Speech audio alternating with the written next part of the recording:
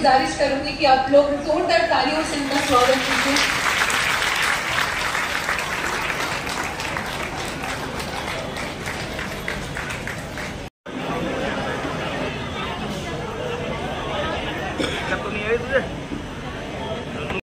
उधर से चले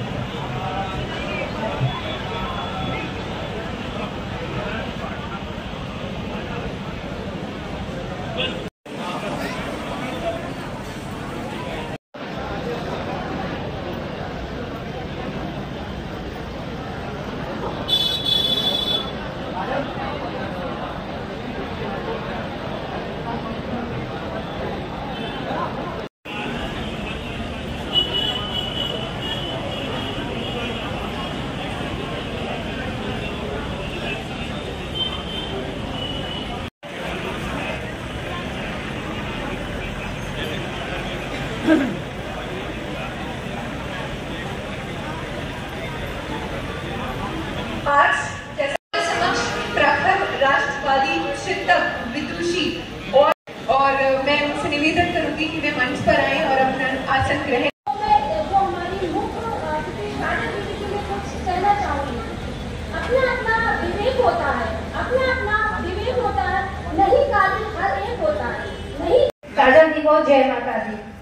मेरे समक्ष उपस्थित सभी जीजा हुकुम, बाईसा हुकुम, सभी दीदियां, भाभी जी, बना हुकुम, दादा हुकुम और सभी मेरे बड़े को उनको जागृत कर सकते हैं कि आज का जो दौर चल रहा है, आज जैसे हम देखते हैं कि बांग्लादेश में जो घटना घटित हुई है या वहाँ जो भी नारियों के साथ में जितना दुष्कर्म किया जा रहा है, आप उसको देखिए, तो आप उसको देखिए, सीखिए कि जरूरी नहीं है कि वो आपके अपने देश में या आपके अपने पास में या आपके शहर में वो घटना घटित हो तभी आप जागरूक होंगे। नहीं, बच्चियों को आप डांस सिखाइए, आप नृत्य कला सिखाइए, आप उनको गाना गाना सिखाइए, आपको जो सिखाना है सिखाइए, साथ में उनको तो ये सही नहीं है। आप करिए, बिल्कुल करिए, मर्यादा में रहकर करिए। घर में घटना घटित होगी, फिर हम जागरूक होंगे, फिर हम आंदोलन करेंगे, फिर हम घर के बाहर निकल के बैठेंगे। ये तो गलत है ना। आज बांग्लादेश है, वो भी हमारा ही देश है ना, भारत के बाहर तो नहीं है। आज वहाँ घटना घटित हो रही तो आप उससे सीखिए ये सारी चीजें। इसी के लिए आज ही जौहर दिवस भी रखा गया है कि आप इन चीजों को, जौहर को जानिए कि क्या है। आज लव्य जैसा मामला चल रहा है, हम बच्चों को बताते ही नहीं है कि हम क्षत्रिय कुल में हैं, हम ब्राह्मण कुल में हैं, कि हम किस कुल में हैं और हमारा धर्म क्या है। हम नहीं सिखाते उनको, हम ही नहीं है, सिखाते ही नहीं है, जो कि हमारे लिए बहुत ज्यादा जरूरी है। आप उनको सिखाइए कि बेटा आप क्षत्रिय कुल में आपने जन्म दिया है, क्षत्रिय धर्म क्या होता है। हमारे क्षत्रिय कुल में कैसी कैसी रानियों ने जन्म लिया है, जिन्होंने अपने साथ में सिर्फ अपनी परछाई तक न देख पाए, उनके मृत शरीर को कोई हाथ न लगा सके, इसके लिए उन्होंने जौहर किया। एक अग्नि कुंड में 16,000 छतरानियां, कितना बड़ा वो अग्नि कुंड होगा जिसमें 16,000 छतरानियों ने जौहर किया है, लेकिन हम उनको इस बारे में कोई ज्ञान नहीं देते, हम उनको कोई शिक्षा नहीं देते हैं। हम लोग ये जरूरी समझते ही नहीं है आज के समय में। आप उनको ये बताइए कि उन्होंने 16,000 छात्राओं ने जब जौहर किया होगा तो उस समय कैसा लगा होगा, उस समय का दृश्य क्या हुआ होगा, क्यों किया उन्होंने? सिर्फ इसलिए ना कि अगर हम वो चाहती तो लड़ सकती थी। क्या उनको शस्त्र विद्या नहीं आती थी? आती थी। चाहती तो योद्धा की तरह वहां जाके लड़ती, वहां जाके जो भी है, अगर वो उनका वहां जाकर उनकी मृत्यु भी होती लेकिन वो लड़ती। लेकिन उन्हें पता था हमारे मृत शरीर के साथ भी बर्बरता की जा सकती है, उसके साथ भी दुष्कर्म किया जा सकता है। इसके लिए हम क्यों ऐसे हमारे शरीर को भी किसी को छूने दें? हमारे लिए जरूरी है कि हम इससे अच्छा हम आत्मदाह करें, हम जौहर करें। जौहर में जिसमें प्रेग्नेंट महिला भी है, बच्चियां बनिए, आप उनको शिक्षा दीजिए। आप नहीं दोगे तो आप कौन देगा? आप ये बताइए, आपके आस पड़ोस वाले देंगे या बाहर का कोई व्यक्ति आके देगा कि आप अपनी बच्ची को ये सिखाएं? बाहर वाला कोई व्यक्ति का टोक देना कि आपकी बेटी को खाना बनाना नहीं आता है, तो कैसा लगता है? माओ को लगता है ना, बुरा लगता है, बहुत ज्यादा बुरा लगता है कि अरे इन्होंने बोल दिया कि हमारी बच्ची को तो ये काम ही नहीं आता है, इनने कैसे कह दिया। तो दूसरों की ये बात बुरी लगती है, तो लेकिन उनको ये सिखाइए ना कि आप कार्य करिए, आपको जो करना है पढ़े लिखे आगे बढ़े। जैसे हम कहते हैं ना, एक नारा बहुत चलता है, बेटी बचाओ बेटी पढ़ाओ। बेटी को तो हमने पढ़ा भी लिया और हमने आगे वो जॉब भी कर रही है, पर उसको क्या आज भी हम बचा पा रहे हैं? नहीं बचा पा रहे हैं। आज भी अगर जाते तो घर में वालों को टेंशन होती है कि हमारी बेटी कब घर आएगी, तो उनको इतना सशक्त कीजिए, उनको स्पष्ट विद्या सिखाइए, जो भी है कि आप सेल्फ डिफेंस बन जाए आपके। और बहुत बहुत धन्यवाद आपका। और आज के कार्यक्रम की अध्यक्षता कर रही हमारी श्रीमती अर्चना बल्लू चौहान जी यहाँ पर पहुँच चुकी हैं। मैं उनका तहे दिल से स्वागत करती हूँ और उनके स्वागत में मैं करते हुए मैं श्रीमती अर्चना जी को यहाँ पर बुलाना चाहती हूँ कि वे आए और संक्षिप्त में अपने विचार रखें।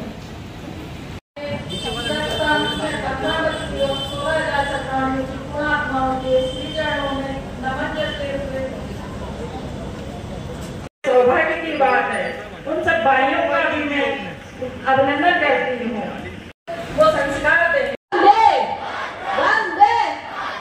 रामचंद्र की, पवन सुत हनुमान की, उमापति महादेव की।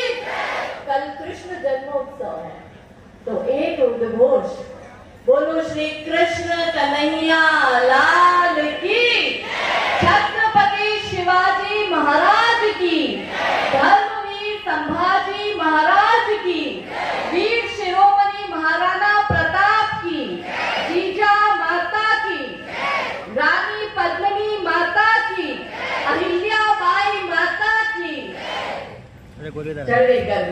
भारत के अति विवादित व्यक्ति को आपने आमंत्रित किया,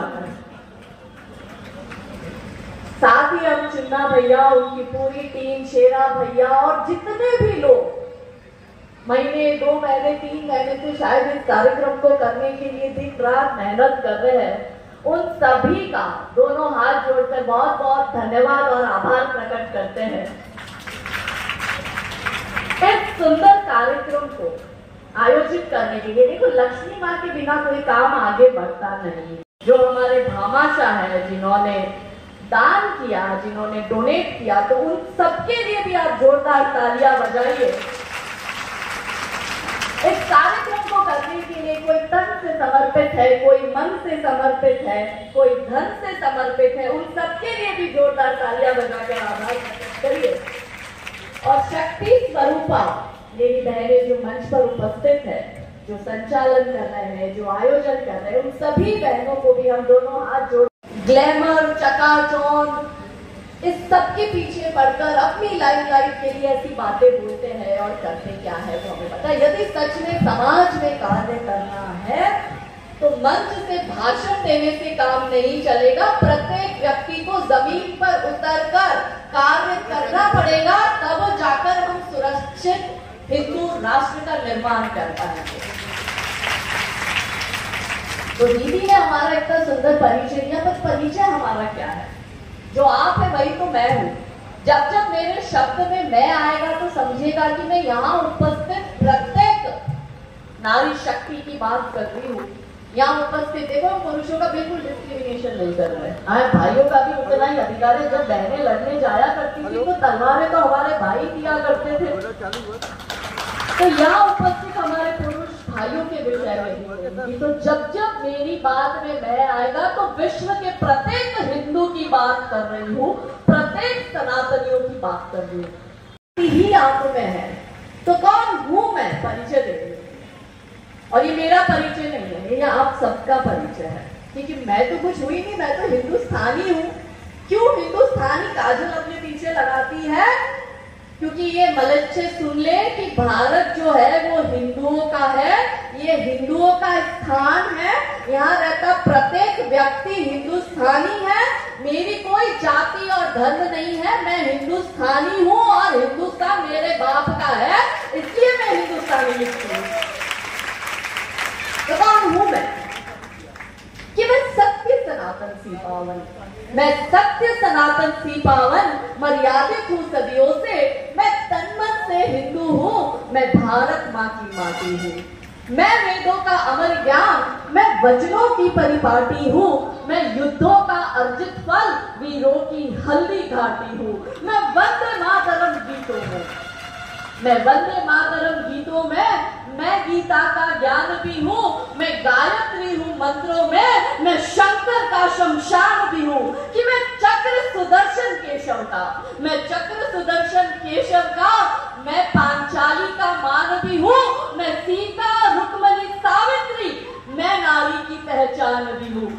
कि मैं भारत की पावन माटी, मैं भारत की पावन माटी, साक्षी हूँ अभिमानों की, मैं तन मन से हिंदू हूँ, मैं भारत माँ की माटी हूँ।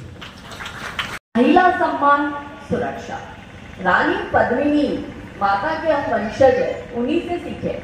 रानी पद्मिनी माता प्रत्येक सनातनी की माता है, वो किसी एक समाज को रिप्रेजेंट नहीं करती, वो समस्त हिंदू नारी शक्ति को रिप्रेजेंट करती है। हम रानी पद्मिनी माता की गौरव गाथाएं सुन के बड़े हुए हैं, उनके जैसा त्याग समर्पण हम सपने में भी सोच ही नहीं कर सकते, उन्होंने तो वो करके दिखाया है। वो है असली स्त्रीवाद। महिलाओं की समाज में भूमिका क्या होनी चाहिए, असल स्त्रीवाद क्या है? कहते हैं कि माता केवल माता नहीं है, माता निर्माता भी होती है, क्योंकि समाज का निर्माण नारी शक्ति करती है। जैसी माता होगी समाज भी वैसा होगा।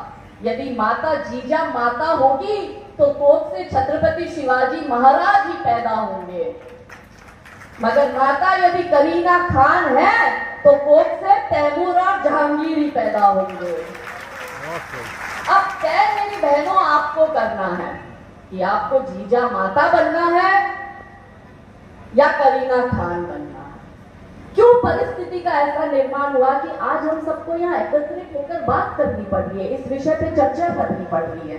हमारे भाइयों ने तो समय की मांग है कि नारी शक्ति जागृत हो, नारी शक्ति अपना शौर्य दिखाए, वही शौर्य जो रानी पद्मिनी ने दिखाया, रानी जीजा माता ने दिखाया, अहिल्या माता ने दिखाया। अभी उनका जन्मोत्सव शताब्दी समारोह चल रहा है अहिल्याबाई होलकर का, आपके यहीं से थी। आपकी मध्य प्रदेश की भूमि से रानी दुर्गावती, रानी कमलावती, रानी लक्ष्मीबाई, अहिल्या माता, ऐसी अनेकों रानियों ने जन्म लिया और वो शक्ति स्वरूपा बनकर हमारे सामने वो उदाहरण प्रस्तुत कर गई कि आने वाली पीढ़ी में माता बहनों की क्या जिम्मेदारी होनी चाहिए। पर प्रश्न फिर से वही है, क्या हम वो जिम्मेदारियों का निर्वाह कर रहे हैं? क्या रानी पद्मिनी माता ने इसलिए जौहर कुंड में कूदकर अपने प्राणों का बलिदान दिया था कि फिर भविष्य में हमारी जो बहन बेटियां हैं वो इन मुसलमानों के साथ भागकर निकाह करेगी और इस्लाम स्वीकार करेगी? क्या उन्होंने इसलिए बलिदान दिया? क्या छत्रपति शिवाजी महाराज ने इसलिए बलिदान दिया?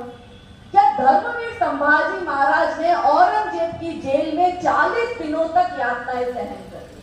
उनका आप इतिहास देखेंगे, बच्चों को पता भी नहीं है, नहीं पता होगा, क्योंकि इतिहास में वो आया नहीं। स्कूल के शिक्षक गणित और विज्ञान पढ़ाने तक रह गए, स्कूल की किताबों में अकबर महान था वो सिखाया गया और घर में माता पिता ने अपने पुरखों का गौरवशाली इतिहास बच्चों को बताया ही नहीं।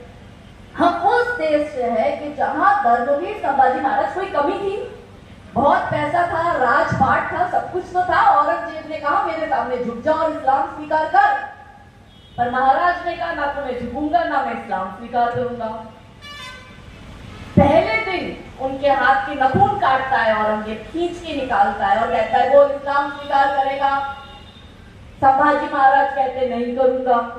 दूसरे दिन पैरों के नखून का निकालता है खींच के और कहता है बोल इस्लाम स्वीकार करेगा। तो महाराज जी कहते हैं कि मैं इस्लाम स्वीकार नहीं करूंगा। ऐसे करके हर रोज एक यातनाएं दी। जब उनकी आंखें फोड़ी, उसको जब गरम लोहे का सरिया उनकी आंखों में डाल रहे थे, तो औरंगजेब ने कहा बोल तू इस्लाम स्वीकार करता है। तो धर्मवीर संभाजी महाराज कहते हैं मर जाऊंगा पर इस्लाम स्वीकार नहीं करूंगा। उनके हाथों की स्कीन चमड़ी निकाली है औरंगजेब ने और निकालते वक्त कहता है बोल स्वीकार करेगा। महाराज कहते हैं नहीं स्वीकार करूंगा। और अंत में वो महाराज को मारने से पहले महाराज के पास जाता है और कहता है औरंगजेब कि हे छत्रपति शिवाजी महाराज के वीर सपूत धर्मवीर संभाजी महाराज, तुम्हारी तरह शौर्यवान और वीर अगर मेरा एक भी बेटा होता ना तो मैं पूरे भारत पे कब्जा कर लेता। तेरे में वो शौर्य है कि वो शौर्य मेरे पुत्र में नहीं है। ऐसा संभाजी महाराज के लिए औरंगजेब ने कहा और उसके बाद महाराज की हत्या कर दी। हम उस देश से है कि जहां रानी लक्ष्मीबाई अपने मातृभूमि की शान के लिए ब्रिटिशरों के सामने लड़ी। मैं उस गुजरात से आती हूँ जहां की रानी नायका देवी, उस नायका देवी ने विधवा रानी थी। हमारे समाज में आपको क्या लगता है रानी कमलावती विधवा, रानी दुर्गावती विधवा, रानी कर्णावती विधवा, रानी चिन्नम्मा विधवा, रानी अब्बका विधवा, ये सारी विधवा रानियां थी और ये सारी विधवा रानियों ने युद्ध लड़े हैं। कोई कमजोर नहीं था। समाज में एक रूप ऐसा बना दिया कि यदि विधवा है तो वो लाचार है। समाज उसके सामने दया की भाव से देखता है। अगर विधवा हो गई है तो बस बहुत जल्दी उसका विवाह करवाओ। हम दूसरे विवाह के विरोध में नहीं है, पर हम ये मानते हैं कि इस देश को सम्मान दिलाया, इस देश की रक्षा करी, वो सारी रक्षा करने वाली रानियां विधवा रानी थी। तो क्यों समाज में ऐसा चित्र विधवा महिलाओं का बनाया गया? किसी और ने नहीं बनाया, हमने खुद से बनाया है कि वीरता के व्रत से विभूषित है वदन विपत्ति, विनाश और विलाप नहीं गाऊंगी। हम लोग कब तक विलाप गाएंगे? नीर नैनों में नहीं, ज्वार अखियों में होगा, क्लेशकारी कष्ट की कथाएं नहीं गाऊंगी। प्रेम अनुराग सद्भावना की बातें होगी, प्रज्ञा से विहीन में कथाएं नहीं गाऊंगी। और जीजाबाई पन्नाधाई पद्मनी की वंशजा हूं, जीजाबाई पन्नाधाई पद्मनी की वंशजा हूं, लड़के मरूंगी पर प्रथाएं नहीं गाऊंगी। मातृभूमि की रक्षा करना हमें सिखाया है, पर समाज में परिस्थिति का निर्माण ये हो गया है कि आज हमारी बहन बेटियां सुरक्षित नहीं है। कोई भी अब्दुल, कोई भी आफ्ताब हमारी श्रद्धा को उठा के ले जाता है और फिर उसके 32 टुकड़े करके हमारे पास भेज रहा है। क्यों समाज में डर नहीं रहा कि हम अगर हिंदू महिला के सामने नजर करेंगे तो हमारी आंखें फोड़ दी जाएगी? हम सरकार के भरोसे बैठे हैं, हम नेताओं के भरोसे बैठे हैं। क्यों महिलाओं की सुरक्षा महिला खुद नहीं कर सकती? क्यों हमें अपनी सुरक्षा करने के लिए पुरुषों की जरूरत पड़ रही है? मैंने आपको रानी नायका देवी का मैं आपको एक कथा सुनाती हूँ कि रानी नायका देवी हमारे गुजरात की पाटन की रानी, उनके पति का देहांत हो जाता है। देहांत के बाद मोहम्मद गौरी को पता चलता है कि ये सबसे संपन्न राज्य है। उस समय वो भारत का 3रे नंबर का पाटन सबसे संपन्न राज्य था। ये तो मलक्ष है, ये लोग क्या करना जानते थे? लूटना जानते थे। ये तब भी वही लूटपाट करते थे, ये आज भी वही लूटपाट करते हैं। सिर्फ बदले हैं तो नाम बदले हैं। औरंगजेब की वजह अब वो काम अब्दुल करता है। इन्होंने क्या किया? इन्होंने रानी नायका देवी के पास अपना दूत भेजा और दूत को कहा कि रानी नायका देवी को ये मैसेज लेकर आ कि वो मेरी 3 शर्तें माने वरना मैं उसके राज्य पर आक्रमण करूंगा। पहली शर्त कि आप मुझसे निकाह करो, मतलब मोहम्मद गौरी से निकाह करो। दूसरी शर्त इस्लाम स्वीकार करो। और तीसरी शर्त कि आप अपना राजपाट धन धान्य सब मोहम्मद गौरी को दो।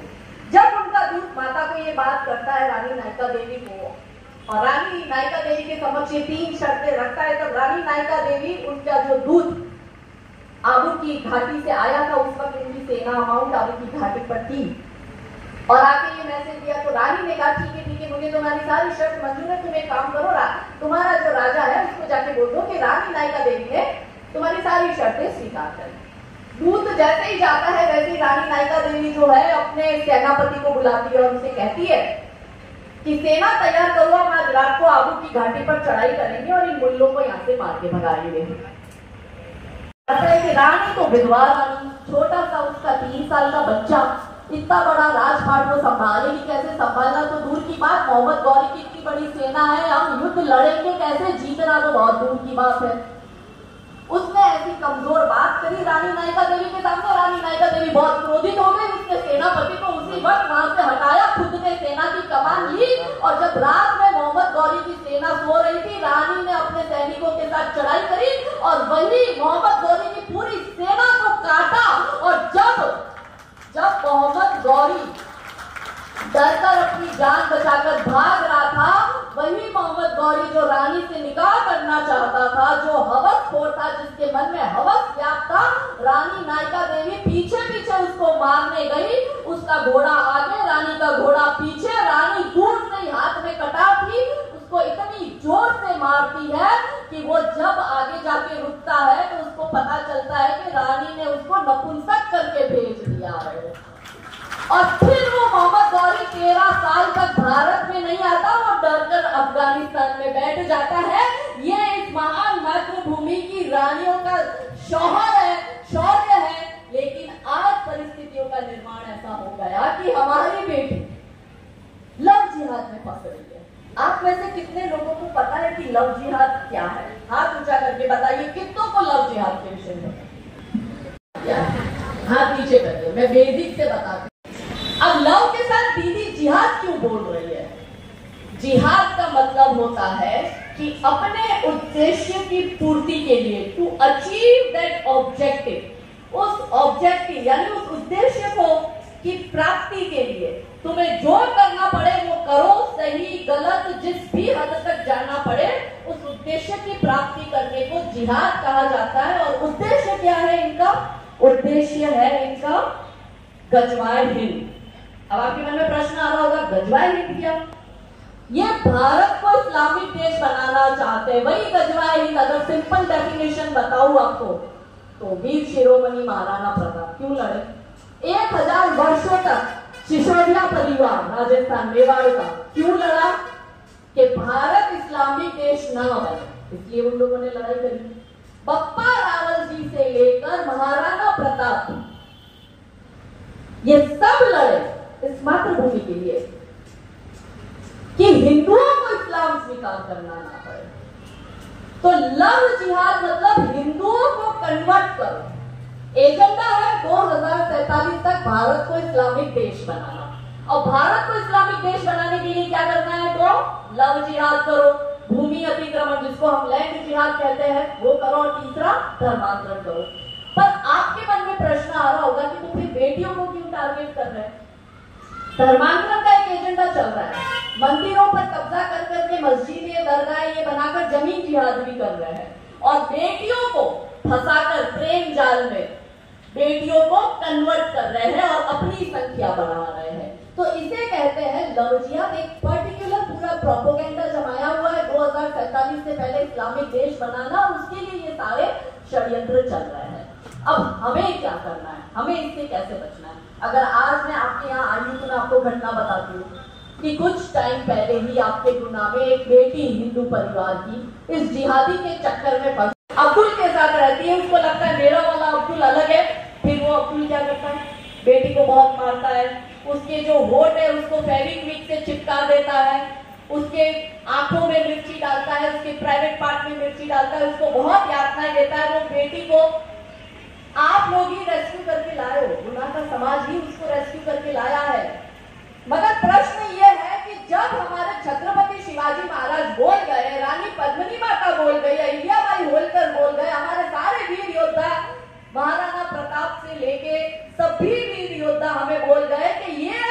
भाई कभी नहीं हो सकते, हम वही गलती दोहरा रहे हैं। पृथ्वीराज चौहान ने 17 बार माफ किया था मोहम्मद गौरी को। हम भी ये सोचते हैं कि हमारा भाई है, भाई है, भाई है, हमारा वाला अलग है, हमारा वाला ऐसा नहीं है। अरे वो अपनी बहन का भाई नहीं हुआ, वो तुम्हारा भाई कहां से हुआ? और अशरफ आशू बनके एक हिंदू लड़की को फंसाता है और उसका जबरदस्ती धर्मांतरण करता है। देखो इनका प्रोपेगेंडा बहुत क्लियर है। ये हमारी हिंदू बच्चियों को नाम बदलकर बरगलाते हैं। हमें पता नहीं होता है। हमारी बच्चियों को समझना होगा कि सोशल मीडिया पर, इंस्टाग्राम पर वो जिससे दोस्ती कर रही है, जो अजय बन के उससे बात कर रहा है, वो एक्चुअली अजय है ही नहीं, वो अब्दुल है। और सबसे ज्यादा लव जिहाद का कारण ये बॉलीवुड की फिल्में, सोशल मीडिया जिसमें भी विशेष कर इंस्टाग्राम, फिर डेटिंग ऐप आई है, वो डेटिंग ऐप पर ये लोग गलत नाम लगा के बैठते हैं, फिर ओटीटी प्लेटफॉर्म पर जो वेब सीरीज आ रही है, और जो हमारी टीवी सीरियल माताएं बहनें शाम को 5 बजे से लगा देती है, जो रात को 11 साढ़े 11 बजे तक टीवी सीरियल चालू रहती है, ये सारी सीरियल, वहां से ही लव जिहाद खड़ा होता है। लव जिहाद का केंद्र यही सारी चीजें हैं। हमें लगता है कि ये तो अब्दुल जो सोशल मीडिया पर है, वो एक्चुअली तो अजय है, पर अब्दुल अपनी आइडेंटिटी चेंज कर हमारी लड़की को फंसाएगा। वो हमारी लड़की से प्यार भरी बातें करेगा, फिर वो हमारी लड़की के फोटो और वीडियो लेगा, फिर फोटो और वीडियो लेकर वो हमारी लड़की को ब्लैकमेल करेगा, और इसी तरह से ये सिलसिला चलता रहता है कि फिर हमारी बच्ची के पास में कोई विकल्प नहीं बचता। हमारी बच्ची को उस अब्दुल के साथ जाना पड़ता है, या फिर हमारी बच्ची आत्महत्या करती है। फिर इंदौर का इरफान जो हिंदू बच्ची को प्रेम बन के फंसाता है, और रहमान जो कुलदीप बन के फंसाता है।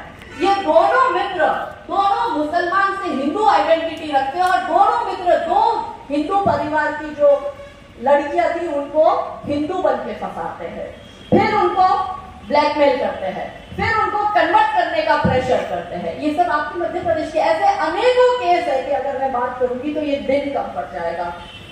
एक मैं आपको केस उज्जैन का बताती हूँ। एक लड़के के साथ बस में जा रही है। उन दोनों की बात पिछले वर्ष रक्षाबंधन की बात है, ये पिछले वर्ष की। तो उनके सीट के पीछे जो भाई साहब बैठे होते हैं वो उन दोनों की बातें सुन रहे होते हैं, और बातों से ऐसा लगता है कि ये जो लड़की है वो हिंदू है, और जो लड़की पुलिस स्टेशन में, अब शॉकिंग बात आपको बताती हूँ, जब वो उसको पुलिस स्टेशन में लेकर गए तो पुलिस वाले ने पूछा, अच्छा तेरा नाम बता, तो लड़की ने अपना मुस्लिम नाम बताया। पुलिस वाले ने कहा चलो, तो हमारे कार्यकर्ता ने कहा नहीं, इनका आईडी कार्ड चेक करो। तो लड़की का मुस्लिम नाम से फेक आईडी कार्ड बना हुआ था, लड़की ने अपना फेक आधार कार्ड मुस्लिम नाम का दिखा दिया। तो फिर पुलिस वाले हमें बोले, हमारे कार्यकर्ता को, कि नहीं नहीं भाई तुम्हारी गलतफहमी हुई है, ये जो लड़की है वो भी मुसलमान है और लड़का भी मुसलमान है, ये लड़की हिंदू नहीं है। तो हमारे कार्यकर्ता ने कहा कि चलो लड़की को बोलो कि कलमा पढ़ के सुनाए। तो आप बिलीव नहीं करोगे, वो लड़की ने कलमा पढ़ के सुनाया।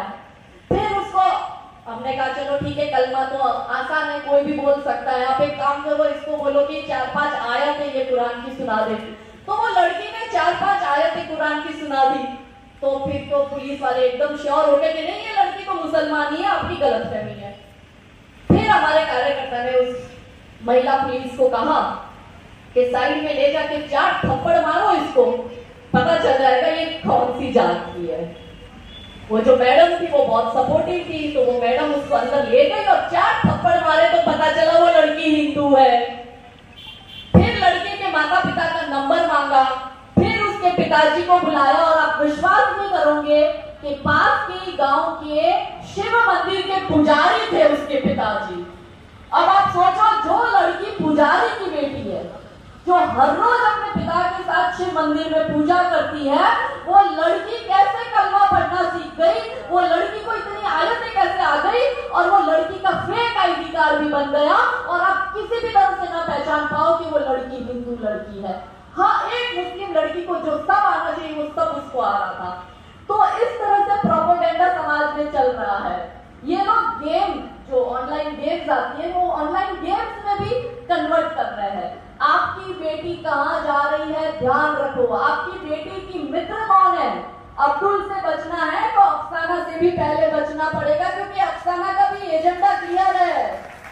आपकी बेटी किसके साथ उठनी बैठनी है आपको वो भी देखना पड़ेगा। आपकी बेटी की संगत किसके साथ है आपको वो भी देखना पड़ेगा। मैं आपको कुछ उदाहरण बताती हूँ कि 13-14 साल की लड़कियां सबसे ज्यादा इंस्टाग्राम पर टारगेट की जा रही है। मैंने अभी तक जितनी भी लड़कियां इंस्टाग्राम के माध्यम से रेस्क्यू करी है उसमें 95% लड़कियों की एज 13 और 14 वर्ष की। अब आपके दिमाग में एक सेकंड के लिए आएगा 13 और 14 वर्ष? जी हाँ, 13 और 14 वर्ष की लड़कियों को ये जिहादी फंसाते हैं और हमारी लड़की को उठा के ले जाते हैं। और वो जो कॉन्सेप्ट है ना अंग्रेजी में लो हैंगिंग फ्रूट्स का, कि जो लड़की गरीब तबके की है, कमजोर परिवार से आ रही है, घर में पिता नहीं है या घर में कोई पुरुष नहीं है या घर में माता पिता के झगड़े हो रहे हैं या फिर माता का डिवोर्स हो गया है और वो अलग अपनी बेटी के साथ रह रही है, ऐसी लड़कियों को सबसे ज्यादा जिहादी टारगेट करते हैं और उनको फंसाते हैं। हमारी लड़कियों को हमने सिखाया ही नहीं कि बचना कैसे। हम उनको गुड़िया गुड़िया गुड़िया गुड़िया कहते हैं, गुड़िया की जैसे उनको बना दिया है। अपनी आत्मरक्षा कैसे करनी वो हमने सिखाया नहीं। लव जिहाद क्या होता है वो हमें नहीं पता, तो हम हमारी बेटियों को कैसे सिखाएंगे। कैसे पूरा षड्यंत्र चल रहा है, हमारी बेटियों के भाव तय किए हुए हैं, हमारी बेटियों के रेट कार्ड बने हुए हैं कि जाति के नाम पर ब्राह्मण की लड़की है उसका रेट कार्ड ये है, क्षत्रियों की लड़की है उसका भाव ये है, पंजाबी की लड़की ये भाव, जैन की लड़की ये भाव, दलित समुदाय की लड़की ये भाव, ओबीसी की लड़की ये भाव, वैष्णव संप्रदाय की लड़की उसका, ये सबके रेट कार्ड बने हुए। अब कोई प्यार व्यार नहीं करता है। आपके दुकान में भी मेरे भाइयों अगर कोई अब्दुल काम कर रहा है तो उस अब्दुल को जाके निकाल देना, क्योंकि वो घर में अपनी बहन बेटियों को नहीं छोड़ता है। आप उसको अपने दुकान पर काम करने रखोगे, वो आपके घर में गलत नजर डालेगा। मैं आपको एक केस बताती हूँ गुजरात का। ऐसे कई जगह केस बनते हैं, लेकिन जिस केस में मैं डायरेक्ट नहीं बता रही, वो वहां पर एक जयंती भाई करके हिंदू भाई होता है, उसकी खेती बाड़ी का काम होता है। उसने अपनी खेत में एक जिहादी को नौकरी पे रखा होता है, लेबर वर्क, वो खेती बाड़ी उसके खेत में करता है। वो जिहादी की नजर इसके खेत पे, अब जिहादी को उसका खेत हड़प करना है, तो जिहादी ने क्या किया, उसकी पत्नी जो थी उसकी पत्नी को फंसाया, वशीकरण किया। ये लोग वशीकरण भी करते हैं। आपको ऐसा लगता है कि हमारे घर में इतना, जैसे पुजारी की बेटी, मैंने आपको केस का शिव मंदिर का पुजारी है, उसकी बेटी कैसे फंस सकती है, तो ये लोग वशीकरण करते हैं। उसने उसका वशीकरण क्रिया करा, वो जो महिला जो विवाहित थी वो उसके प्यार के जाल में फंस गई। उसने उस महिला को ऐसा जाल में फंसाया कि जयंती भाई के खेत पर उसकी नजर, पत्नी पर उसकी नजर, उसने पत्नी को फंसाया और फिर पत्नी के साथ मिलकर उसने उसके पति की यानी जयंती भाई की हत्या कर दी। ये हो रहा है, ऐसी अनेकों घटनाएं हैं। तो हमें हमारी जो बच्चियां जिनकी उम्र कम है उनको तो बचाना ही है, मगर इनका एजेंडा है हिंदू परिवार को बर्बाद करने का। तो ये लोग विवाहित महिलाओं को भी टारगेट कर रहे हैं। देखो, कुंवारी लड़की को उठा के ले जाते हैं तो एक लड़की बर्बाद होती है, मगर जब ये विवाहित महिला को उठा के ले जाते हैं पूरा परिवार बर्बाद होता है। आपको एक और केस बताती हूँ जो मैं अभी हैंडल कर रही हूँ पिछले 1 साल से। हमारे वहां की एक विवाहित बहन थी गुजरात की, उस विवाहित बहन का 7 साल का बेबी थी। अब उस विवाहित बहन ने हाथ में ये जो फोन आ गया, मैंने कहा ना सबसे ज्यादा लव जिहाद इंस्टाग्राम से होता है। वो विवाहित बहन इंस्टाग्राम के माध्यम से केरला का एक मुसलमान, वो बहन रह रही है गुजरात में, और केरला के एक मुसलमान के साथ प्यार में पड़ जाती है। फिर वो केरला का मुसलमान, वो विवाहित बहन कभी घर छोड़ के बाहर गई नहीं, उसको पता ही नहीं है दुनियादारी। वो विवाहित बहन अपनी 7 साल की बच्ची को लेकर उस केरला के मुसलमान के साथ चली जाती है। आज पूरा 1 साल हो गया। पुलिस ने अलग अलग टीम बना के भेजी। पहले पता चला वो मध्य प्रदेश में रह रहा है, वो केरला का जो मुसलमान है उसकी एक मुस्लिम पत्नी या मध्य प्रदेश में भी रह रही है। फिर पता चला वो राजस्थान में भी है, फिर पता चला वो केरला में भी है। अलग अलग जगह पुलिस की टुकड़ी गई, स्पेशल क्राइम ब्रांच ने ये केस देखा। 1 साल हो गया, वो माता कहाँ है उसकी, वो 7 साल की बेटी कहाँ है, किसी को नहीं पता। जिंदा है, मर गई, बेच दिया, क्या कर दिया, किसी को नहीं पता। वो बाप रोज रोता है, वो बाप मुझे हर रोज फोन करके पूछता है दीदी 1 साल हो गया, वो दिन गिनाता है। मैंने चाइल्ड कमीशन में कंप्लेन करी, इसमें चाइल्ड कमीशन इन्वॉल्व हुआ और बाल विकास मंत्रालय और उसका आयोग इन्वॉल्व हुआ, उसको इन्वॉल्व हुए फिर 8 महीने हो गए, फिर भी वो बच्ची का और उस माता का पता नहीं चल रहा है। केरला स्टोरी आप लोगों ने देखी, आतंकवादियों को बेचते हैं और वो केरला का लड़का हमारी बेटी को उठा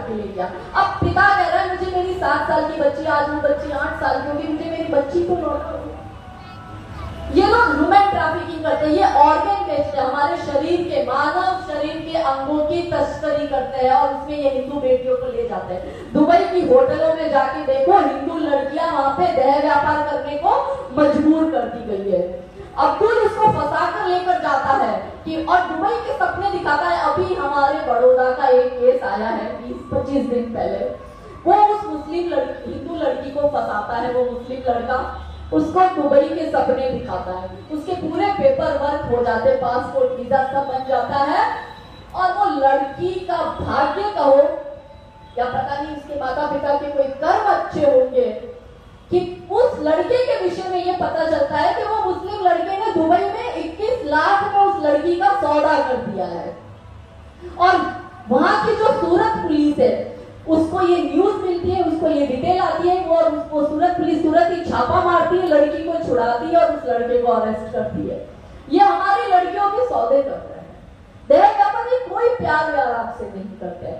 आप आज जब यहाँ आइए तो आपको ये बात सिर्फ अपने तक नहीं रखनी है, आपको ये बात अपने परिवार में डिस्कस करनी है, अपने पड़ोस में डिस्कस करनी है, अपने ग्रुप में डिस्कस करनी है, समाज में डिस्कस करनी है। जब मैं समाज की बात करती हूँ तो केवल अपना समाज नहीं, मैं हिंदू समाज की बात कर रही हूँ कि आपके पास में दर्जी रहता है तो उससे भी डिस्कस करो, आपके पास में ब्राह्मण रहता है आप उससे भी डिस्कस करो, आपके पास में वैश्य शूद्र रहता है आप उससे भी डिस्कस करो। समाज में ये प्रॉब्लम है कि हम ये सोचते हैं कि वो जो अब्दुल है वो उस दर्जी की बेटी को भगा के लेकर गया, मेरे को क्या मतलब है, अरे वो यादव की बेटी को उठा के ले गया, मेरे को क्या मतलब है, वो मोची की बेटी को उठा के लेकर गया, मेरे को क्या मतलब है। आग बाजी में आई है तो आग हमारे घर भी आएगी। पाकिस्तान में हिंदू मारे जाते थे तो हम सोचते थे हमें क्या है, बांग्लादेश का हिंदू भी यही सोचता था कि हमें क्या है, आज बांग्लादेश में हिंदू मारा जा रहा है। और भारत में तो ये हालत हो ही रही है कि हमें पता है कि बंगाल में क्या हालत है।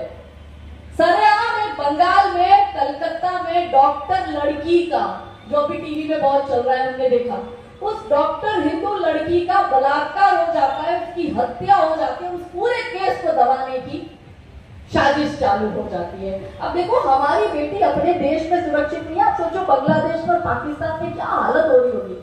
अफगानिस्तान से हिंदू खत्म हो गया, पाकिस्तान से खत्म हो गया, बांग्लादेश में 7% था आज वो भी खत्म हो गया, और हमारे देश में ये भाग भाग के अफगानिस्तान, पाकिस्तान, बांग्लादेश से आ रहा है। पर आपने कभी सोचा है कि यहाँ का हिंदू भाग के कहाँ जाएगा? हमारे पास कहने को अपना एक देश भी नहीं है। ये चिंता का विषय है। जिस दिन इस देश की नारी शक्ति, हम कितने हैं हिंदू, मगर वर्जना क्यों करती हो, मगर वर्जना क्यों करती हो दारों से, तलवारों से। अरे एक बार तो लगन लगा दो मृत्यु नाच की धारों से, मगर एक बार तो मृत्यु लगाती धारों से। और रक्त बीज को रंगचंडी का रक्तिम रूप दिखाएंगे, और रक्त चंडी को, रक्त बीज को रक्त चंडी का रंगीन रूप दिखाएंगे। तब तुम खुद अपना चीर बचा लो। श्री कृष्ण कहाँ तक आएंगे, कहाँ तक आएंगे कृष्ण भगवान? वो कह रहे हैं कि तुम अपना चीर खुद बचाओ। हर जगह दुर्योधन और दुशासन बैठे हुए। आपको पता है बंगाल में कुछ टाइम पहले क्या हुआ? संदेश खली की एक घटना है। अब ये जो बंगाल में हो रहा है वो भारत में अलग अलग जगह हो ही रहा है। वो गुजरात में भी हो रहा है, वो मध्य प्रदेश में भी हो रहा है, वो महाराष्ट्र में भी हो रहा है, वो उत्तर में भी हो रहा है, वो दक्षिण में भी हो रहा है। क्या हुआ संदेश खली में? कि संदेश खली में शाहजहां शेख और उसका आतंक इतना था कि कोई भी हिंदू बच्ची का जब विवाह होता है तो विवाह के बाद वो हिंदू बच्ची अपने ससुराल नहीं जा सकती, उसकी डोली सीधी मुसलमान के घर जाएगी। ये वहां पे नियम था। मैंने बहुत से उनके वहां पर जो बंगाल में जो पीड़ित थे संदेश खली के, वो अपना जो इंटरव्यू दे रहे थे मीडिया वालों को, मैंने उसमें से सुना, अपने मन से नहीं बोल रही। उन्होंने कहा कि हमारी कोई भी बहन बेटी का विवाह होता है तो विवाह के बाद उसकी डोली कंपल्सरी मुसलमान के घर जाती है संदेश खली में, और उसका मन होगा तो वो 1 रात भी रखेगा, या वो 10 रात भी रखेगा, या वो 8 महीने भी रखेगा, या वो 1 साल भी रखेगा। जब तक उसका मन नहीं बढ़ता तब तक वो लड़की उसके पास रहती है, और जब वो चाहेगा तभी वो लड़की अपने ससुराल आती है। ये वहां पे नियम बना दिया गया है। और शाहजहां शेख और उसके गुंडे हर रोज 200-300 हिंदू महिलाओं का बलात्कार करते थे। हर रात एक हिंदू महिला, एक मुसलमान अपने, वहां पर एक दफ्तर बना हुआ है, वहां पे एक पूरा ऐसा पूरा एक ऐसा सोसाइटी बना हुआ है कि वहां पे हर रात हिंदू महिला को कंपल्सरी हिंदू परिवार को भेजना पड़ता था और जिहादी उसका बलात्कार करते थे। ये वही मुगल काल चल रहा है। आपको लगता है कि वो औरंगजेब और बाबर का शासन खत्म हो गया? नहीं हुआ, वो आज भी हमारे बीच में है। और आज भी बंगाल में संदेश खली की बहनें जो है वो संघर्ष कर रही है। पर प्रश्न ये है कि इतने सालों तक वहां की बहनों ने ये क्यों सहा? जब पहली बार किसी शाहजहां शेख की नजर उस पर खराब हुई, उसी वक्त वहां की बहनें एकत्रित होकर उसकी आंखें क्यों नहीं फोड़ दी? क्यों वहां की बहनों ने इतने साल तक संघर्ष किया? वहां की बहनें एंड में कुछ महीनों पहले अत्याचार इतना बढ़ गया कि वहां की बहनें अंत में इतनी परेशान हो गई कि उन्होंने मिलकर वहां संघर्ष किया, आंदोलन किया, इन राक्षसों के सामने विरोध किया और अंत में आज वो सारे राक्षस जेल के अंदर है। वो वहां की बहनों ने किया, वो आंदोलन वहां की बहनों ने किया। मगर प्रश्न ये कि इतना टाइम क्यों लगाया? पहली बार में ही क्यों नहीं किया? कि दुर्योधन है, दुशासन है, पग पग पर अवरोध खड़े, कुछ कुटिल काल के अनुयायी है, शकुनी से शैतान बढ़े, कलियों सी कोमल मूरत को कर देंगे पल में तार तार, मन के सारे श्रृंगारों को कर देंगे क्षण में शार शार, रंगचंडी का तू रूप धार, हर दुश्मन पर तू कर प्रहार, खनखन चूड़ी के मध्य उठे तलवारों के अद्भुत प्रहार, और पानी तक ना मांग सके जो तुझ पर आंख उठाएंगे, तब तुम खुद अपना चीर बचा लो, श्री कृष्ण कहाँ बताएंगे। हमारी रक्षा हमें करनी है। कोई अब्दुल आफ्ताब हमारी लड़की को मारे, असल नारी सशक्तिकरण क्या है?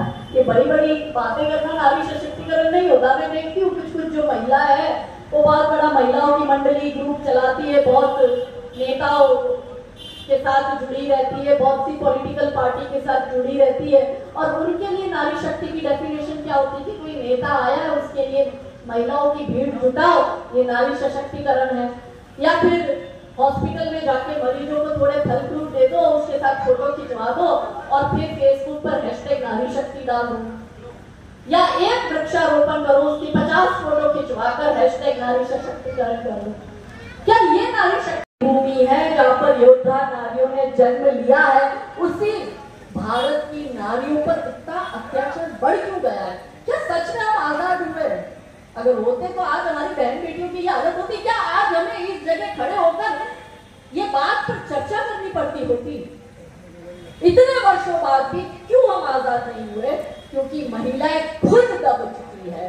हमारी महिलाओं को रानी लक्ष्मीबाई बनना ही नहीं है, हमारी महिलाओं को हाथ में तलवार चाहिए ही नहीं, हमारी महिलाओं को अपनी आत्मरक्षा कर देता है, उसका धर्मांतरण कर देता है, उसके 35-52 टुकड़े कर देता है और समाज मौन होकर सहता रहता है। जब लव जिहाद में हमारी बेटियों को ले जाते हैं और वो पुलिस स्टेशन में आती है, हम उसको लेकर आते हैं, तो सिर्फ वहां पर हिंदू संगठन के लोग होंगे और उस लड़की के माता पिता होंगे और कुछ 2-4 लोग जो उनके समाज के होंगे वो होंगे, बाकी कोई नहीं दिखता है।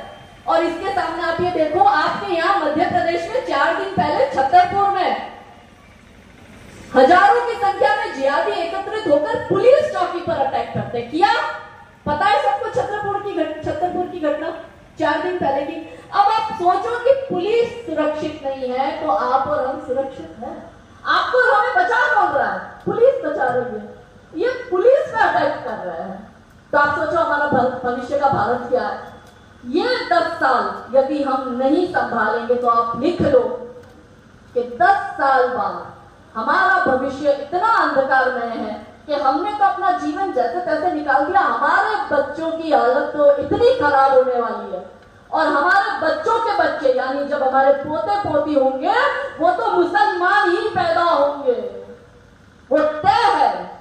आप अमेरिका की हालत देखो, कनाडा की हालत देखो, आप यूरोप की हालत देखो, भारत में हम 100 करोड़ कहने को तो है पर हम 100 करोड़ है ही।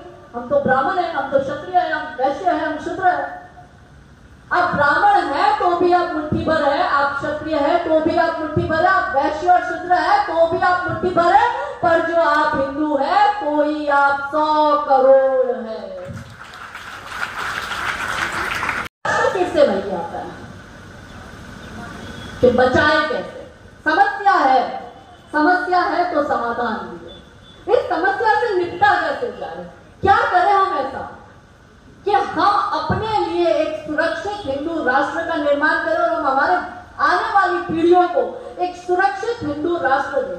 महाराणा प्रताप ने जिंदगी भर खपा दी, पृथ्वीराज चौहान ने जिंदगी खपा दी, छत्रपति शिवाजी महाराज ने जिंदगी खपा दी, बहुत से योद्धा नारियों ने बलिदान दे दिया। क्यों दिया? कि आने वाली पीढ़ी को हम एक सुरक्षित राष्ट्र देकर जाए। पर क्या हम उनके दिए गए इस राष्ट्र की रक्षा कर रहे हैं? हमारी बहनें 10 रुपए बचाने के लिए कि अजय भाई जो है वो 20 रुपए किलो टमाटर दे रहा है और बाजू में अब्दुल भाई की लारी है वो 10 रुपए किलो टमाटर दे रहा है, तो हम उसके पास टमाटर लेने चले जाएंगे क्योंकि वो सस्ता दे रहा है। हम कपड़े की शॉपिंग अब्दुल भाई के यहाँ से कर रहे हैं क्योंकि वो सस्ता दे रहा है।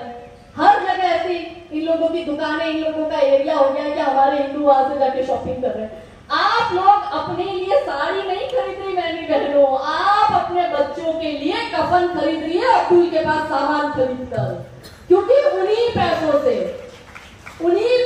वो अब्दुल इन जिहादियों को फंड देता है और वो जिहादी आपकी बच्चियों को उठा के लेके जाता है। अब इससे बचने के लिए हमें क्या करना है?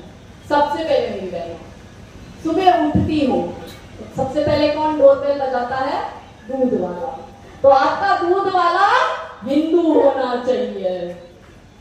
उसके बाद आप निकलती हो मार्केट में ताजा सब्जी लेने, फल फ्रूट लेने, क्योंकि खाना बनाना है, तो आपका सब्जी वाला हिंदू होना चाहिए, आपका फल फ्रूट वाला हिंदू होना चाहिए। फिर 12-1 बजे आता है स्त्री वाला, बैल बजाता है स्त्री के कपड़े लेने, आपका स्त्री वाला हिंदू होना चाहिए।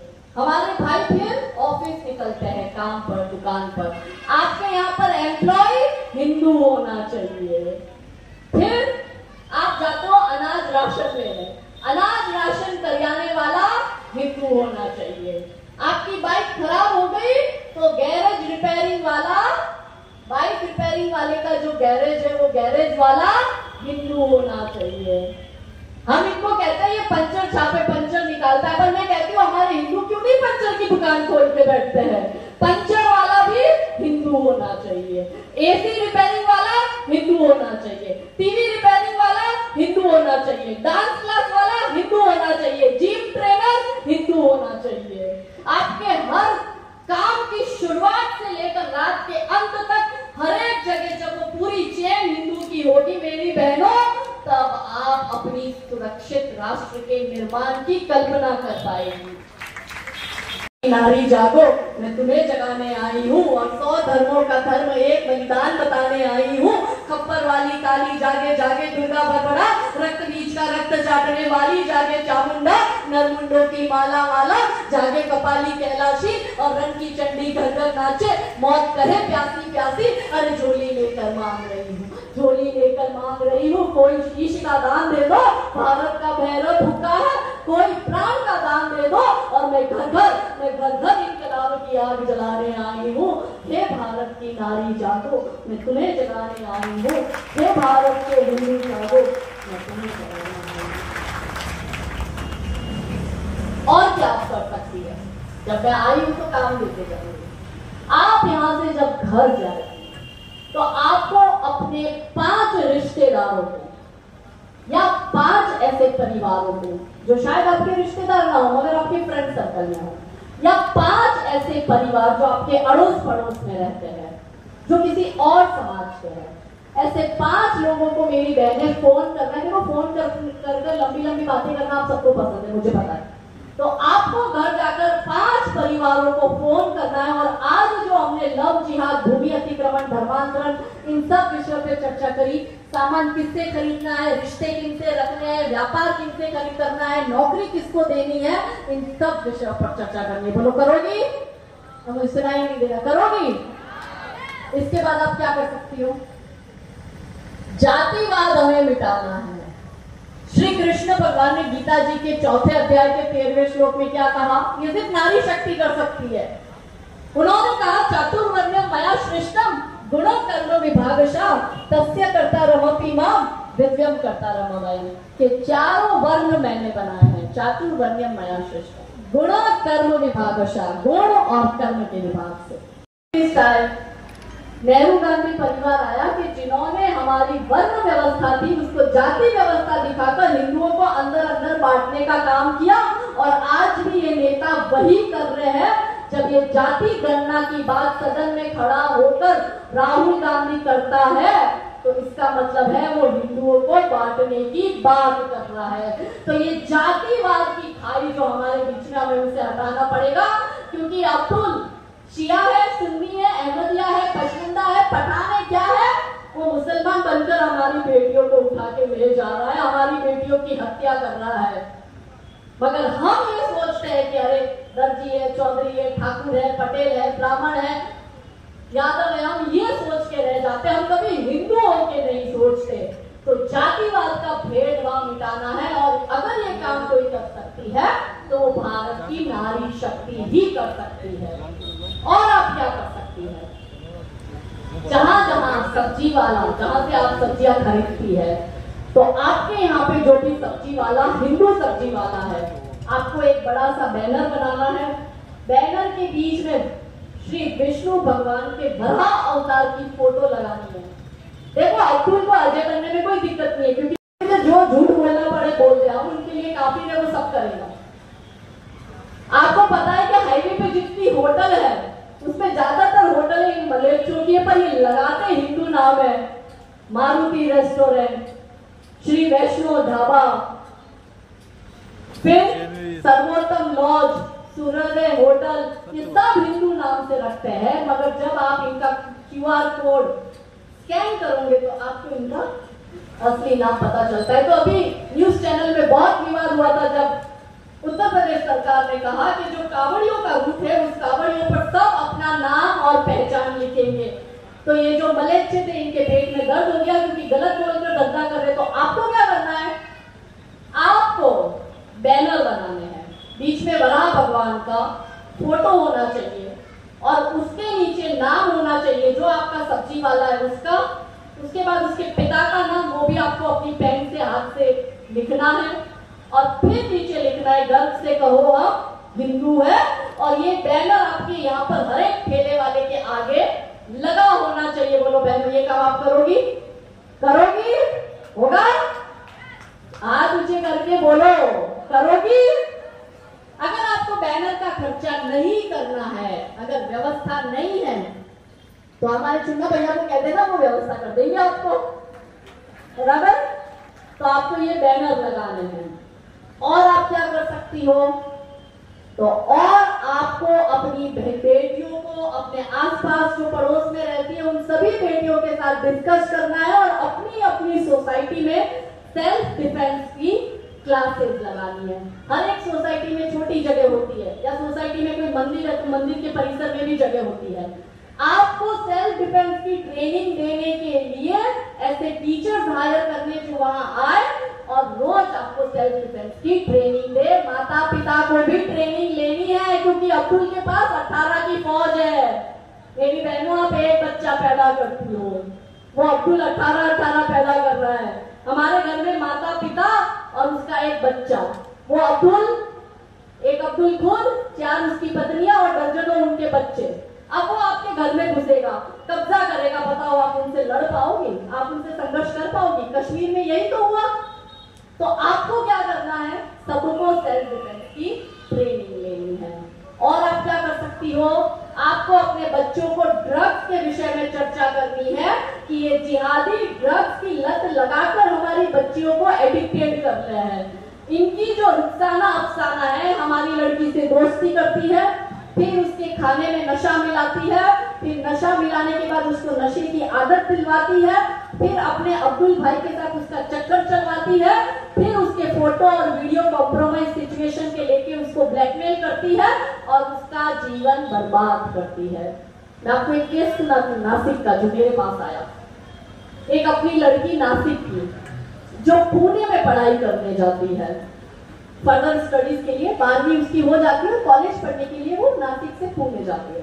पुणे में वो पीजी में रहती है। पीजी में उसकी एक मुस्लिम दोस्त बनती है। वो मुस्लिम लड़की जो है वो उसको ड्रग्स की एडिक्टेड करती है। फिर वो अपने मुस्लिम भाइयों के साथ उसका लव जिहाद का एंगल शुरू करती है। फिर वो लड़की उस जो मुस्लिम लड़का है बिलाल नाम का, उसके साथ दोस्ती कर उसके साथ अलग से लिव इन रिलेशनशिप में एक अलग कमरा लेकर उसके साथ रहती है। वो लड़की ड्रग्स की इतनी एडिक्टेड हो गई थी कि जब उस लड़की को रेस्क्यू किया तो उसके समाज वाले लोगों ने मुझे गुजरात में कांटेक्ट किया और मुझे कहा कि दीदी ऐसी ऐसी परिस्थिति है, क्या करेंगे। वहां का संगठन से हमने उनका कांटेक्ट करवाया। फिर सबसे पहले लड़की को नशा मुक्ति केंद्र में एडमिट किया नासिक में। जब वो लड़की को एडमिट किया, वो लड़की पलंग से इतना इतना ऊपर उछलती थी क्योंकि उसको ड्रग्स की इतनी लत थी। और वो लड़की ने यहाँ पर उसकी छाती पर बड़े बड़े अक्षरों में बिलाल नाम का टैटू बनाया हुआ था। वो उस बिलाल के प्यार में इतनी पागल थी कि वो बिलाल ने उसको ड्रग्स का एडिक्टेड किया, उसको ड्रग्स का कुरियर बनाया। ड्रग्स का कुरियर क्या होता है कि जैसे आज हम गुना में बैठे हैं, तो गुना से यदि इंदौर या भोपाल ड्रग्स भेजनी है तो कैसे भेजेंगे? कोई रुखसाना थोड़ी जाएगी ड्रग्स देने। वो फंसाई है ना हमने काफिर की बेटी श्रद्धा सुमेधा, वो जाएगी ड्रग्स देने। अगर पुलिस बीच में किसी को पकड़ती भी है तो हिंदू की बेटी फंसेगी, हिंदू की बेटी अरेस्ट होगी, हिंदू की बेटी जेल में जाएगी। तो एक हिंदू बच्ची का कितने स्तर पर वो जिहादी शोषण कर रहा है। वो ड्रग्स की लत लगा रहा है, वो उसके शरीर का देह व्यापार कर रहा है, वो उसको ड्रग्स का कुरियर बना रहा है, अवैध गतिविधियों में उसको संलिप्त कर रहा है। कई जगह हमारी हिंदू बेटियों को आतंकवादी समूह में शामिल कर दिया गया है और हमारी लड़कियां आतंकवादी बन चुकी है। बहुत जगह ऐसे केसेस आए। तो हमें हमारे बच्चों को ड्रग्स के विषय में भी जानकारी देनी होगी। अपने बच्चों की जासूसी करो, ऐसा मैं नहीं बोल रही हूँ। आपके बच्चों के साथ आपके रिश्ते मेरी बहनों एक मित्र जैसे होने चाहिए। अगर 13-14 साल की बच्ची कहीं फंसती है, वो मुझे ना ढूंढे, वो इंस्टाग्राम पे काजल हिंदुस्तानी को ढूंढ रही है कि मैं फंस चुकी हूँ, मुझे रोज वो अब्दुल ब्लैकमेल कर रहा है, वो भी मेरा बलात्कार कर रहा है, उसका बाप भी मेरा बलात्कार कर रहा है, उसके मित्र भी मेरा बलात्कार कर रहे हैं, उसका चाचा भी मेरा बलात्कार कर रहा है। मेरा 14 साल का बच्चा ही होता है। तो वो बच्ची को हम कैसे मदद करें? वो बच्ची क्यों अपने माता पिता को ना बोलकर मुझे ढूंढती है और मुझे कहती है कि दीदी मुझे इसमें से बाहर निकालो? क्योंकि आपके बच्चों के साथ आपकी मित्रता है ही नहीं। बच्चों के मित्र बनो। इन सब विषयों पर बच्चों के साथ खुलकर चर्चा करो। परिवार में ये चर्चा होनी चाहिए। छोटे छोटे आयोजन हो, जैसे आप किसी के विवाह में गए, किसी की बर्थडे पार्टी में गए, वहां पे भी आप महिलाएं एकत्रित होकर इन विषयों पर अपनी जो युवा बच्चियां हैं उनके साथ चर्चा करो।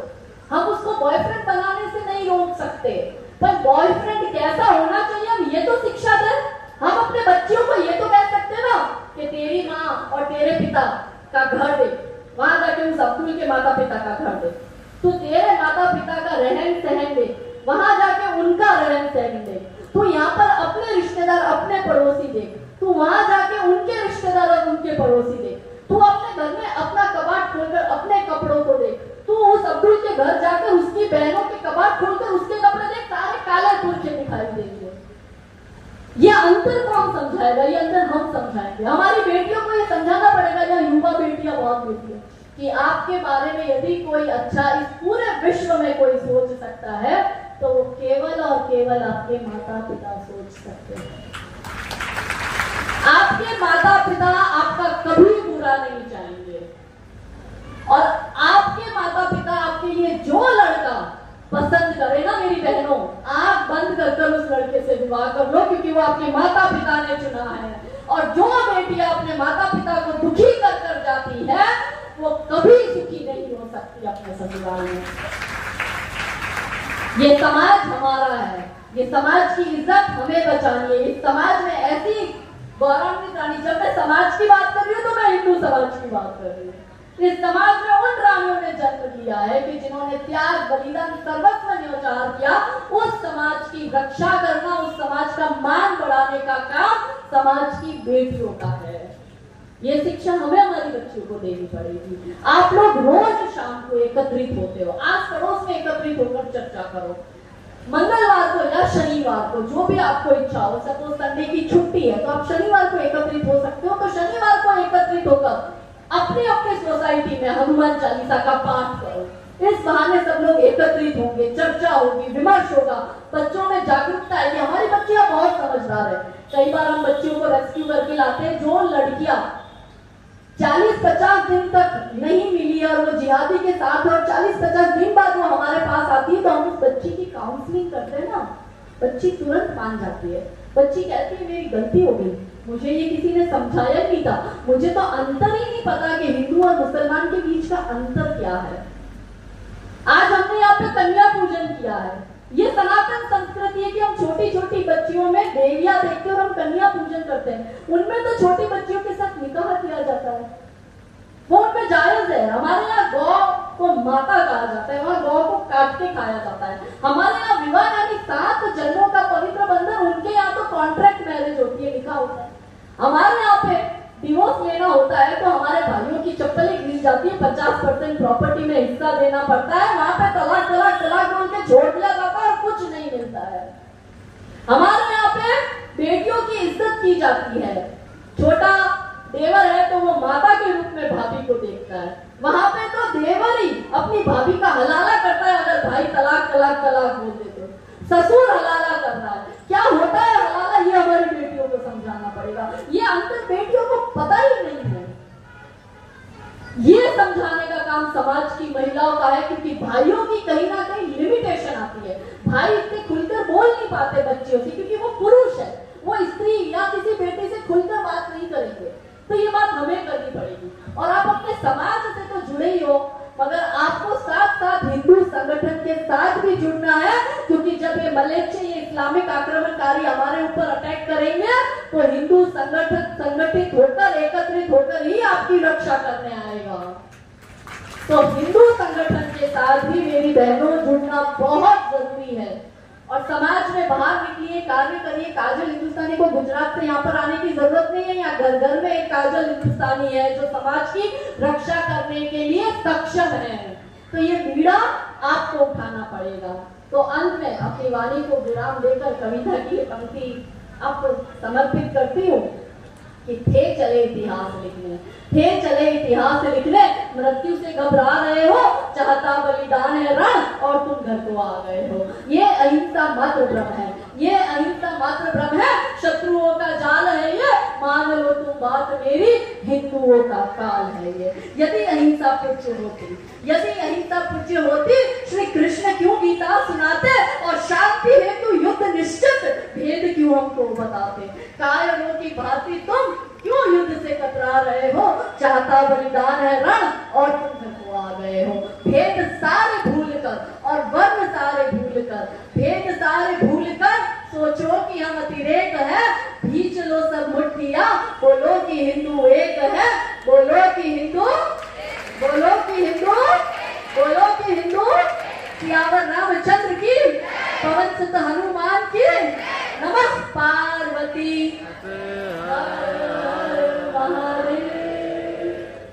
मैं फिर से आप सबका बहुत बहुत आभार प्रकट करती हूँ कि बारिश के सीजन में भी हमारी बहनें अपना समय निकालकर रविवार के दिन यहाँ पर पधारी है। आप सबका बहुत बहुत आभार। ये समाज आपका है, ये देश आपका है, इसकी रक्षा आपको करनी है। महिला सम्मान और सुरक्षा का बीड़ा आपका है।